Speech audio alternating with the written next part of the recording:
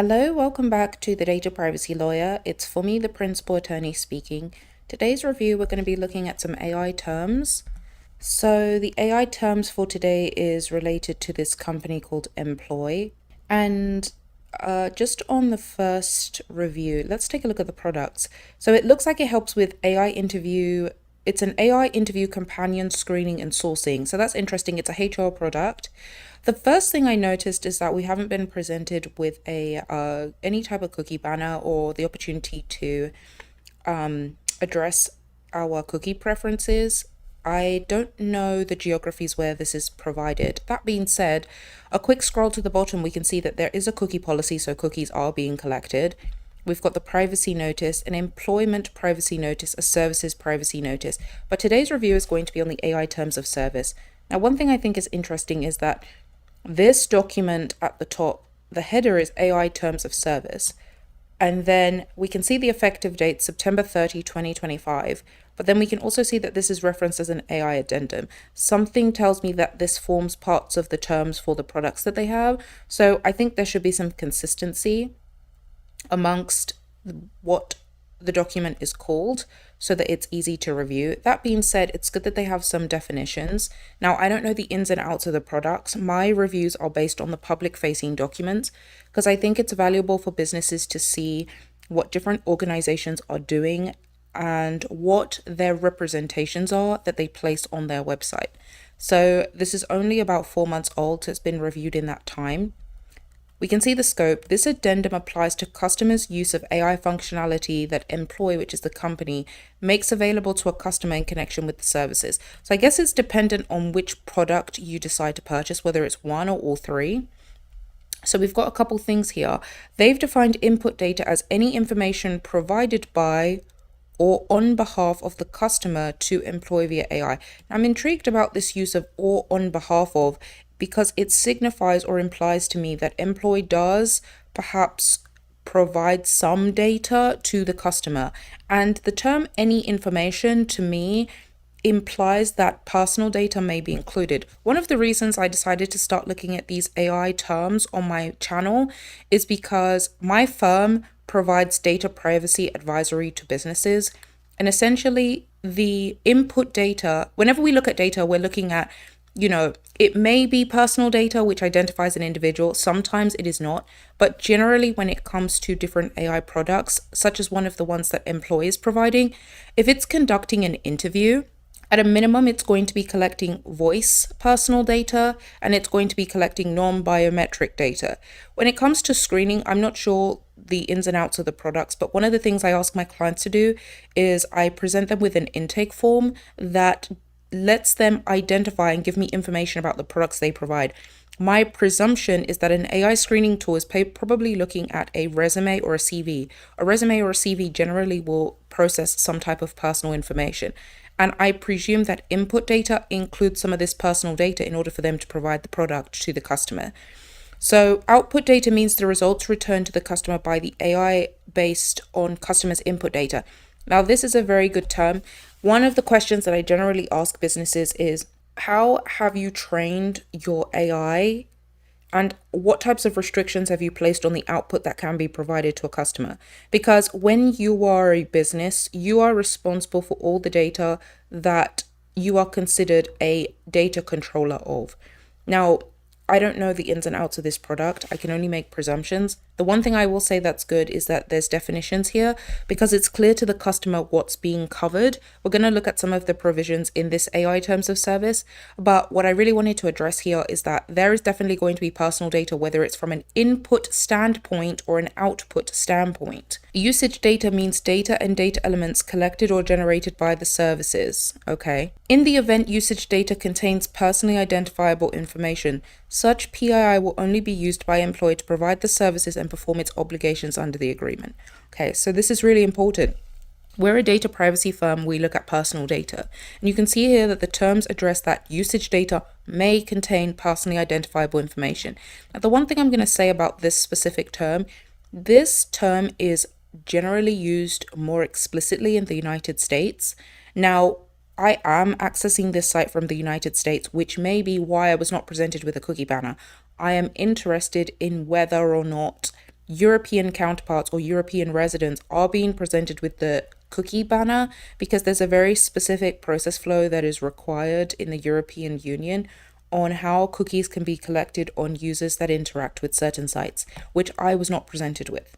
And the reason I made note of this is because this is a very US-centric terminology. In the European Union, the terminology that's traditionally used is personal data. PII is something that's very US-centric. Okay. Employee retains all rights, title, and interest to the technology referenced, including the intellectual property rights. Now, I've talked about this before. Artificial intelligence is not synonymous with data protection because there's so many different other legal ramifications associated with using artificial intelligence. The piece that I cover is the privacy piece, which is why we spent some time looking at input data, output, and usage data. Let's look at the terms. Customer input data is subject to the provisions of the agreement, which we don't have access to. Now, generally, when it comes to the review that a data protection lawyer is going to do, we're going to look at the master service agreement, which is what is referenced here. We're going to look at the AI terms because at times personal data constitutes input, output, or user data.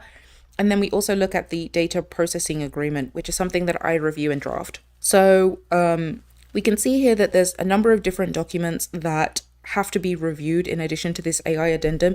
This is not a document that is exclusive on its own. It has to be read in addition to the agreement, the DPA, and the addendum. Employee may make AI functionality available within the services by default. Now, this is very interesting. And the reason I've made note of highlighted the word by default is generally from a data protection standpoint, there should be some type of review or consent or notice that is presented to a user when processing occurs. I don't know the AI functionality that is being used by default here, but one of the reviews that I would do as a privacy counsel is take a look at whether this AI functionality processes personal data, which elements are being processed, and why is it being collected by default, as opposed to obtaining a user's consent, asking for permission, or presenting a notice, because that's really important. When we look at privacy principles, we're looking at things like presenting notice prior to processing any personal data, obtaining consent if there's special categories of personal data included, and having different types of safeguards when it comes to asking for permissions, whether it is, I'm using your mic, I'm using your camera, right?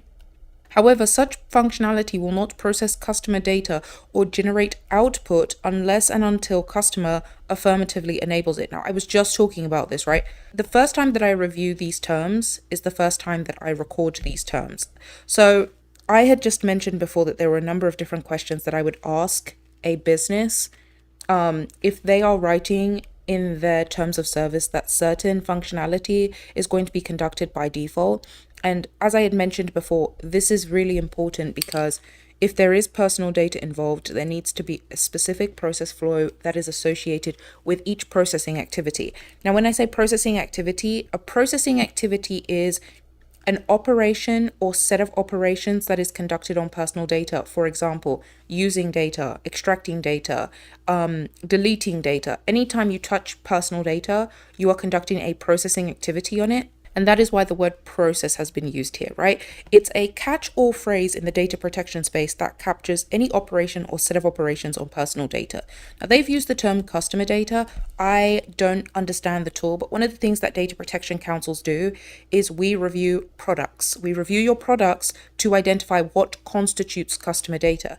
I think one thing that might be useful is to add a definition of that here so that customers are aware of what constitutes personal data, and that would be useful for their understanding as we continue to go through the terms, right?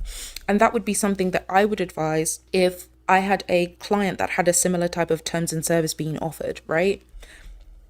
Let's keep going. Customer acknowledges that enablement of AI functionalities under its sole control, and employee will have no responsibility or liability in connection therewith. If customer instructs, directs, or consents to the use of its input data in training or fine-tuning AI. Now, this is really important. I want to talk about this.